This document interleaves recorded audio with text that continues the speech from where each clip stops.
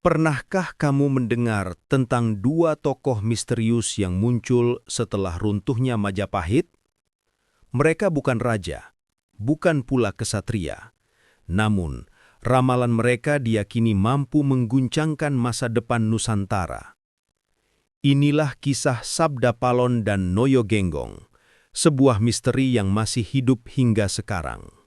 Pada abad ke-15, Kerajaan Majapahit memasuki masa senjanya. Kejayaan yang dulu membentang luas mulai digerogoti oleh konflik internal dan munculnya kekuatan baru.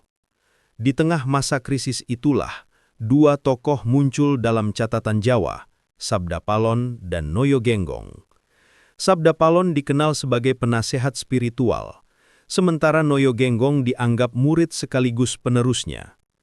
Namun, mereka bukan sekadar tokoh istana biasa. Keduanya diyakini menyimpan nubuat besar tentang masa depan Jawa dan bahkan Nusantara.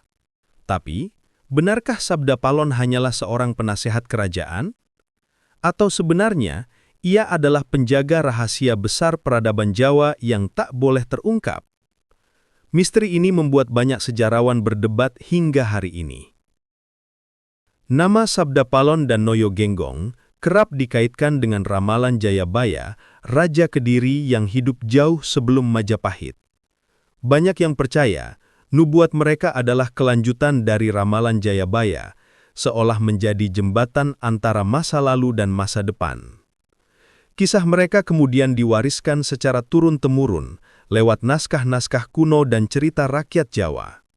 Sebagian menilai ramalan itu hanyalah simbol dari perubahan zaman.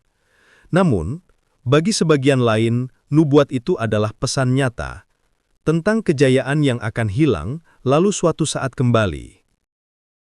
Apa sebenarnya isi ramalan Sabda Palon? Mengapa nubuatnya membuat banyak orang merinding hingga hari ini? Setelah keruntuhan Majapahit, apakah warisan besar itu benar-benar hilang? Ataukah ada sosok yang menyimpannya dalam diam? Sabda Palon dan muridnya, Noyo Genggong, diyakini masih menjaga rahasia itu. Di tengah kehancuran, rakyat Jawa menyaksikan kerajaan besar yang pernah berjaya, kini hanya tinggal puing-puing. Namun dari reruntuhan itu, lahirlah kisah yang akan bertahan ratusan tahun. Sabda Palon, sang resi yang pernah menjadi penasihat spiritual istana, memilih jalan sunyi. Ia tak lagi berada di singgasana, melainkan di hutan-hutan sepi, seakan menunggu waktu untuk mengungkapkan ramalannya. Noyo Genggong, murid setia, tetap berada di sisinya.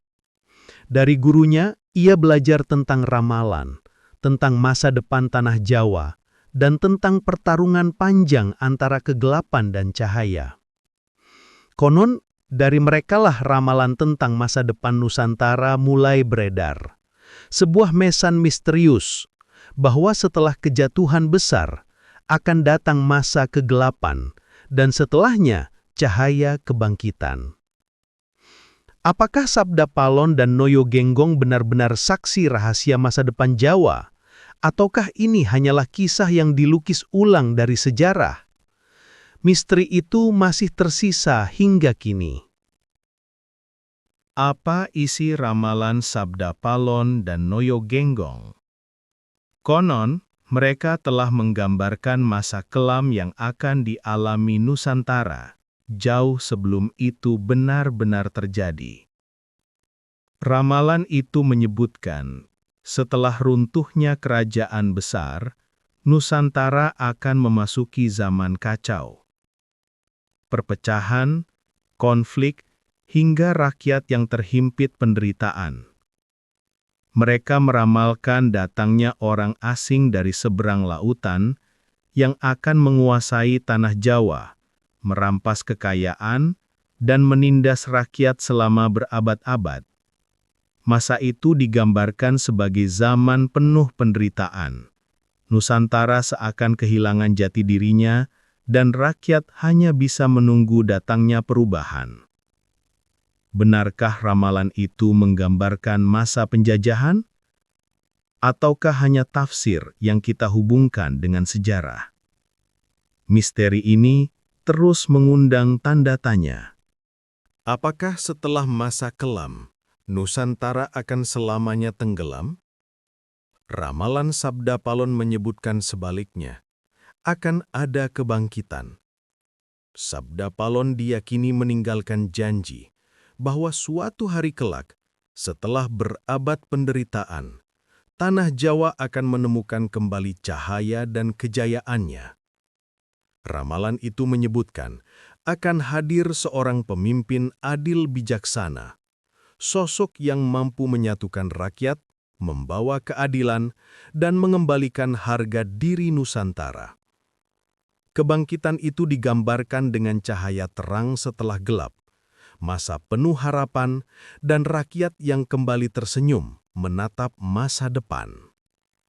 Apakah ini hanya harapan dalam bentuk ramalan?